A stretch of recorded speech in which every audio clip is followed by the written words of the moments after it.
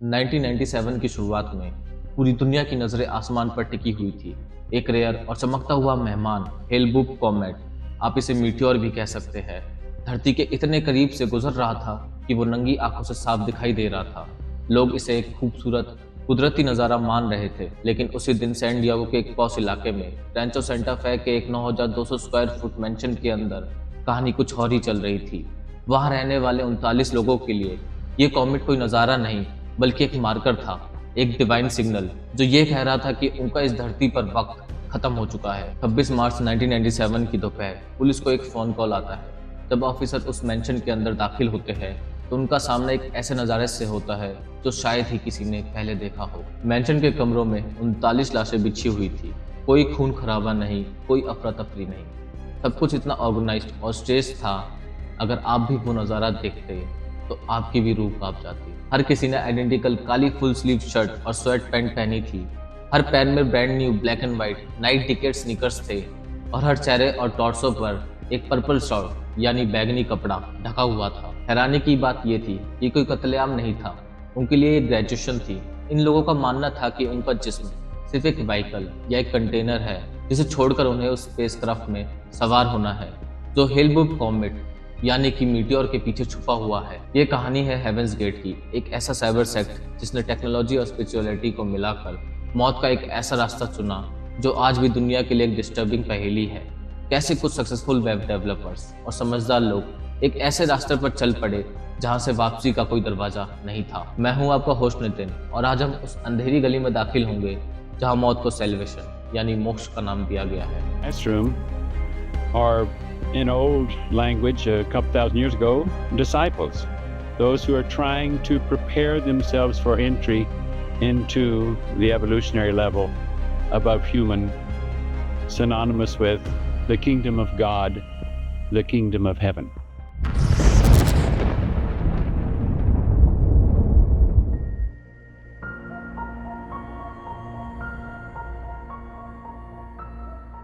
ये कहानी शुरू होती है 1972 में। एक हॉस्पिटल के कॉरिडोर में दो अजनबी मिलते हैं, मार्शल एप्पलवाइट और बोनी निकलेस।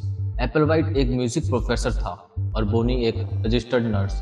दोनों के बीच एक ऐसी दोस्ती शुरू हुई जिसने अगले 25 साल तक मौत का जाल बुना। दोनों का मानना था कि उनकी मुलाकात कोई इत्तेफाक नहीं थी। उन्हें यकीन हो गया कि वो बाइबल की बुक ऑफ रेवलेशन में बताए गए 2 विटनेसेस हैं। दुनिया के लिए वो मार्शल और बोनी थे, लेकिन कल्ट के अंदर उन्हें नया नाम दिए गए, डू और टी। शुरुआत में उनका मिशन मानना नहीं बल्कि बदलना था। इस डॉक्ट्रिन को वो कहते थे ह्यूमन इंडिविजुअल मेटामॉर्फोसिस। उनका मानना था कि वो एक फिजिकल और केमिकल ट्रांसफॉर्मेशन से गुजरकर एलियन बीइंग बन जाएंगे। लेकिन सबसे अजीब था उनका प्लान, द डिमॉन्स्ट्रेशन। वो मानते थे कि एक दिन उन्हें पब्लिकली मार दिया जाएगा। 3.5 दिन बाद वो वापस जिंदा होंगे और पूरी दुनिया के सामने एक यूएफओ में सवार होकर आसमान में गायब हो जाएंगे। डू और टी ने लोगों से कहा उनका जिस्म सिर्फ एक व्हीकल है, एक टेम्परेरी कंटेनर, जैसे एक पुराना कपड़ा जिसे एक दिन उतार कर फेंक देना है। लोग उनकी बातों में आने लगे, अपने घर, परिवार और पहचान छोड़कर उनके साथ चल पड़े। सब कुछ एक प्लान के मुताबिक चल रहा था, लेकिन 1985 में एक ऐसी घटना हुई जिसने कल्ट की बुनियाद हिला दी। टी यानी बॉनी नेटलेस की कैंसर से मौत हो गई। जो औरत फिजिकल मेटामॉर्फोसिस का दावा करती थी वो एक आम इंसान की तरह बीमार होकर मर गई। दुनिया को लगा कि अब ये कल्ट खत्म हो जाएगा, लेकिन मार्शल एप्पलवाइट ने यहाँ एक ऐसा खतरनाक मोड़ लिया जिसने 39 लोगों की किस्मत हमेशा के लिए बदल दी। अब यहाँ सवाल ये उठता है, जब लीडर का दावा झूठा साबित हुआ तो फॉलोअर्स ने पीछे हटने की बजाय मौत का रास्ता क्यों चुना?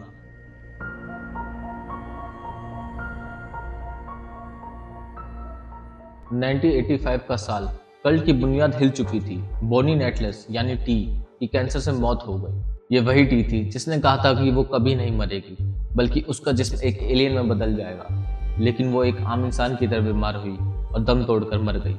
फॉलोअर्स के दिमाग में सवालों का तूफान था। क्या उनका लीडर झूठा था? क्या उनका जन्नत का सपना टूट गया था? यहाँ मार्शल एप्पलवाइट यानी डू ने अपनी सबसे बड़ी चाल चली। उसने कहा टी मरी नहीं है, वो बस इस धरती से ग्रेजुएट हो गई है। उसने कहा कि टी अब एक स्पेसक्राफ्ट में बैठकर उनका इंतजार कर रही है। इस मोड़ पर डू ने मौत की डेफिनेशन ही बदल दी। उसने फॉलोअर्स को समझाया ये इंसानी जिस्म कुछ नहीं है, ये सिर्फ एक व्हीकल है, यानी कि एक गाड़ी। जैसे हम पुरानी गाड़ी को छोड़ देते हैं, वैसे ही जिस्म को भी एक दिन छोड़ना है। असली चीज हमारी आत्मा है जो इस जिस्म जैसे डिब्बे में कैद है। अब मार्शल एप्पलवाइट अकेला राजा बन चुका था। उसने कल्ट के नियम और भी सख्त कर दिए। उसने कहा, अगर तुम्हें उस नेक्स्ट लेवल यानी हेवन में जाना है तो तुम्हें पूरी तरह बदलना होगा। तुम्हें अपनी हर इंसानी पहचान को मिटा देना होगा। अपने परिवार से रिश्ता तोड़ दो, अपनी सारी प्रॉपर्टी और पैसा भूल जाओ, यहाँ तक कि अपने मर्द या औरत होने का एहसास भी खत्म कर दो। मार्शल ने एक बहुत ही दर्दनाक और खौफनाक कदम उठाया। उसने कहा कि ममेलियन डिजायर यानी इंसानी ख्वाहिशें हमारी दुश्मन है और इसे खत्म करने के लिए मार्शल समेत 8 मर्दों ने कैस्ट्रेशन करवा ली यानी नसबंदी। वो अब इंसान नहीं बल्कि एलियन की एक अवे टीम बन चुकी थी। उनका मानना था कि वो इस धरती पर सिर्फ कुछ वक्त के लिए आए हैं। जैसे कोई एस्ट्रोनॉट किसी अजनबी प्लेनेट पर मिशन पर जाता है, अब उनका सिर्फ एक ही मकसद बचा था, इस गंदे प्लेनेट यानी अर्थ को छोड़ना। वो दिन रात बस एक इशारे का इंतजार कर रहे थे, लेकिन वो इशारा कोई इंसान नहीं बल्कि एक चमकता हुआ सितारा देने वाला था। अब सवाल ये है, जब कोई लीडर आपको ये समझा दे कि आपका जिस्म ही आपका सबसे बड़ा दुश्मन है, तो क्या आप अपनी जान देने के लिए तैयार हो जाएंगे?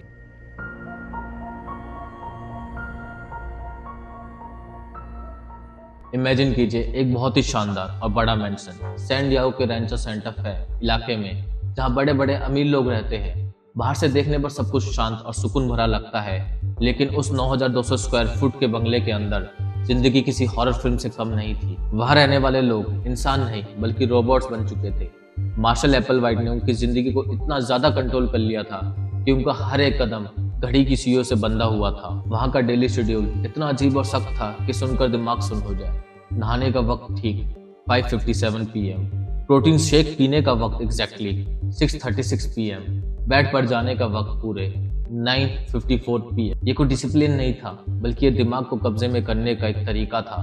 जब आपका हर एक मिनट कोई और डिसाइड करता है तो आपकी अपनी सोचने की शक्ति धीरे धीरे खत्म होने लगती है। मार्शल ने कुछ सख्त नियम बनाए थे जिन्हें वो द 17 स्टेप्स या गुनाह कहता था। इन नियमों का एक ही मकसद था, आपकी अपनी पहचान को मिटा देना। वहाँ सबसे बड़ा गुनाह था अपनी अकल चलाना। इसलिए टीचर के फैसलों पर सवाल उठाना सख्त मना था, यानी फालतू के सवाल पूछना एक बड़ा ऑफेंस माना जाता था। आपको हमेशा दूसरों को अपने से आगे रखना था और खुद को जीरो समझना था। लेकिन सबसे खौफनाक था उनका मेजर माइनर सिस्टम। वहाँ कोई भी मेंबर कभी अकेला नहीं रह सकता था। हर किसी के साथ हमेशा एक सीनियर मेंबर होता था जो उस पर 24 घंटे नजर रखता था। आप क्या बोल रहे हैं, क्या कर रहे हैं, यहाँ तक कि आप क्या सोच रहे हैं, सब पर पहरा था। दुनिया से रिश्ता तो पहले ही टूट चुका था। मार्शल ने उन्हें अपने परिवार, दोस्तों, पैसा और यहाँ तक कि अपनी मर्द या औरत होने के एहसास को भी त्याग देने को कहा था। सबके बाल एक जैसे छोटे काटे गए। सबने एक जैसे ढीले ढाले कपड़े पहनना शुरू कर दिया ताकि कोई लड़का ना लगे ना कोई लड़की लगे, सब बस एक जैसे यूनिट्स बन जाए। वो उस मेंशन को घर नहीं बल्कि एक एलियन शिप यानी जहाज मानते थे। उनके लिए वो मेंशन एक क्लासरूम था जहाँ वो मौत की ग्रेजुएशन के लिए तैयारी कर रहे थे। मार्शल उन्हें घंटों तक लेक्चर देता था, उनका ब्रेन वॉश करता था ताकि उन्हें यकीन हो जाए कि ये दुनिया उनके रहने लायक नहीं है। वो बस उस खबर का इंतजार कर रहे थे जो उन्हें इस ह्यूमन जेल से निकाल कर तारों की दुनिया में ले जाए। यहाँ सवाल ये है, क्या एक इंसान तब तक जिंदा रहता है जब तक उसका दिल धड़कता रहता है, या वो उस दिन मर जाता है जब उससे उसकी पसंद, नापसंद और उसकी अपनी पहचान छीन ली जाती है?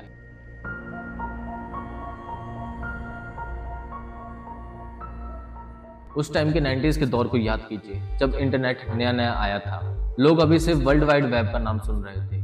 उसी वक्त सैन डिएगो के एक महंगे मैंशन के अंदर कुछ लोग कंप्यूटर स्क्रीन्स के सामने बैठे कोडिंग कर रहे थे। दुनिया उन्हें टॉप क्लास वेब डेवलपर्स मानती थी।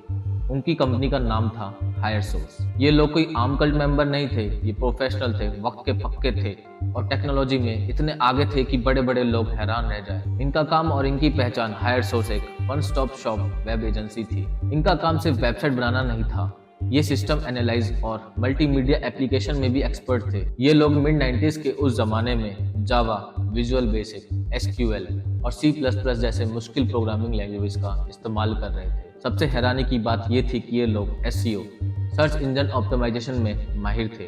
वो मेटा टैग्स का ऐसा इस्तेमाल करते थे कि उनकी बनाई वेबसाइट इंटरनेट पर सबसे ऊपर दिखाई देती थी। हायर सोर्स के पास कोई छोटे मोटे क्लाइंट्स नहीं थे, उन्होंने बहुत बड़ी कंपनीज के लिए काम किया था। सैन डिएगो पोलो क्लब इनका एक बड़ा क्लाइंट था। हॉलीवुड के मशहूर प्रोडक्शन कंपनी कुशनेर लॉक ने उनसे काम करवाया था। यहाँ तक कि उन्होंने पिनोचिया मूवी की वेबसाइट पर भी काम किया था। लेकिन जब ये लोग क्लाइंट से मिलते या फोन पर बात करते तो ये कल्ट के बारे में कुछ नहीं बताते थे। वो अपने असली नाम को भी छुपा कर रखते थे। क्लाइंट उन्हें इम्पेकेबल प्रोफेशनल्स मानते थे, काम में एकदम परफेक्ट और बात करने में बहुत तमीजदार। आपके मन में भी ये सवाल आया होगा कि ये लोग बिजनेस क्यों चला रहे थे। आप सोच रहे होंगे कि 39 लोग मौत की तैयारी कर रहे थे, तो फिर उन्हें बिजनेस करने की क्या जरूरत थी? इसके 2 बड़े कारण थे। पहला, पैसा और आज़ादी। इस बिजनेस से इतना पैसा आ जाता था कि वो सुंदर मेंशन का खर्चा खुद उठा सकते थे। उन्हें किसी से भीख मांगने की जरूरत नहीं पड़ती थी, वो अपने दम पर रहते थे। दूसरा सबसे बड़ा रीजन, डिजिटल प्रचार। वो इंटरनेट को अपना सबसे बड़ा हथियार मानते थे। उन्होंने सड़कों पर खड़े होकर पर्चियां नहीं बांटी थी। उनकी वेबसाइट heavensgate.com उनका डिजिटल मंदिर बन गई थी, जो आज भी ऑनलाइन है, जहां वो अपनी डॉक्ट्रिन और वीडियोस अपलोड करते थे। इनका वर्कफ्लो बहुत डिसिप्लिन था। कल्ट की शक्ति और डिसिप्लिन की वजह से ये लोग इंडस्ट्री के बाकी लोगों से ज्यादा और बेहतर काम करते थे। आप सोच कर देखिए, जो लोग दिन भर एडवांस HTML और वीडियो क्लिप के साथ खेलते थे, जो दुनिया को डिजिटल रास्ता दिखा रहे थे, वो रात को उसी इंटरनेट पर अपनी मौत का रास्ता प्लान कर रहे थे। उनके लिए कोडिंग सिर्फ काम नहीं था, बल्कि हेवेंस तक पहुंचने का एक हिस्सा था।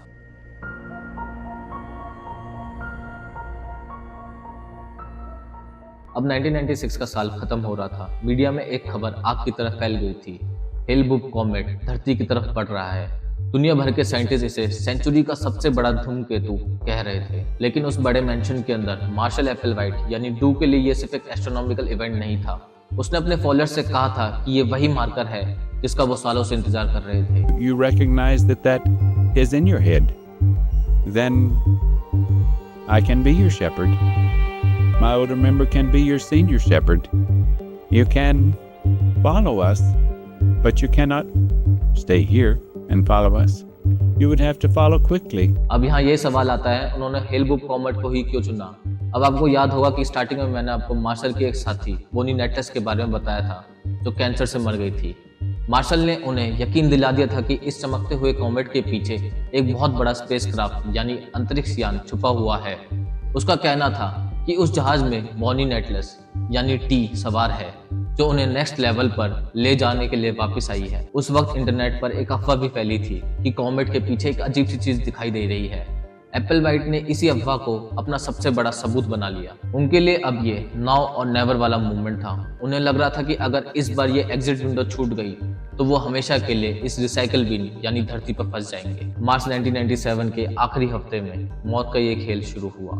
ये कोई अफरा तफरी वाला सुसाइड नहीं था, बल्कि एक बहुत ही ठंडे दिमाग से किया गया एडमिनिस्ट्रेटिव प्रोसेस था। सुसाइड को 3 वेव्स में बांटा गया। पहले 15 लोग मरे, फिर अगले 15 और आखिर में मार्शल समेत बचे हुए 9 लोग मरे। इन्होंने आपस में जिम्मेदारी बांटी हुई थी। जो लोग बाद में मरने वाले थे, वो पहले मरने वालों की बॉडीज को साफ करते थे और उन पर बैंगनी कपड़ा डालते थे। यहाँ हर किसी ने पुडिंग में पॉइजन मिलाकर खाया और ऊपर से वोडका का शॉट भी लिया। कुछ ने मौत पक्का करने के लिए सर पर प्लास्टिक बैग भी बांध लिया। तब खत्म होने के बाद जब पुलिस मेंशन के अंदर दाखिल हुई तो मंजर देखकर उनके होश उड़ गए। वहाँ 39 लोग बड़े सुकून से अपनी बेड्स पर लेटे हुए थे, जैसे किसी लंबी यात्रा पर जाने के लिए तैयार हो। सबने एक जैसे काले कपड़े पहने हुए थे और स्लीव पर हेवेंस गेट अवे टीम का पैच लगा हुआ था। सबने brand new Naik decade sneakers पहने हुए थे। हर पॉकेट में एग्जैक्टली $5.75 थे। हेवेंस गेट की कहानी 1997 में खत्म हो गई, या शायद नहीं। आज भी उनकी वेबसाइट heavensgate.com इंटरनेट पर बिल्कुल वैसे ही जिंदा है जैसे 39 साल पहले थी। 2 बचे हुए मेंबर्स आज भी लोगों के ईमेल्स का जवाब देते हैं, जैसे वो किसी पुराने मिशन को टेक केयर कर रहे हो। लेकिन असली डर उस मेंशन की दीवारों में नहीं, बल्कि इंसानी दिमाग की उस हद में है जहां विश्वास इतना अंधा हो जाता है कि मौत एक अवार्ड लगने लगती है। मार्शल एप्पलवाइट ने उन्हें मरना नहीं सिखाया था, उसने उन्हें यकीन दिलाया था कि वो पहले से ही मर चुके हैं और मौत ही असली जिंदगी की शुरुआत है। आज जब हम आसमान में तारों को देखते हैं तो शायद हमें एक खूबसूरत नज़ारा दिखता है, लेकिन उन 39 लोगों के लिए वहाँ मौत उनका इंतजार कर रही थी। यहाँ सवाल यह है, अगर आज आपको कोई यकीन दिला दे कि आपकी बॉडी सिर्फ एक डब्बा है या कंटेनर है और असली हेवन किसी सितारे के पीछे छुपी है, तो क्या आप अपना हाथ उस लीडर को पकड़ाएंगे या अपने होशावास को? क्योंकि सच तो ये है कि स्पेसक्राफ्ट कभी आया ही नहीं। हेल-बुक कॉमेट निकल गया और पीछे छोड़ गया उन 39 लोगों को, और एक ऐसी खामोशी जिसने पूरी दुनिया को हमेशा के लिए हैरान कर दिया। Now I am of.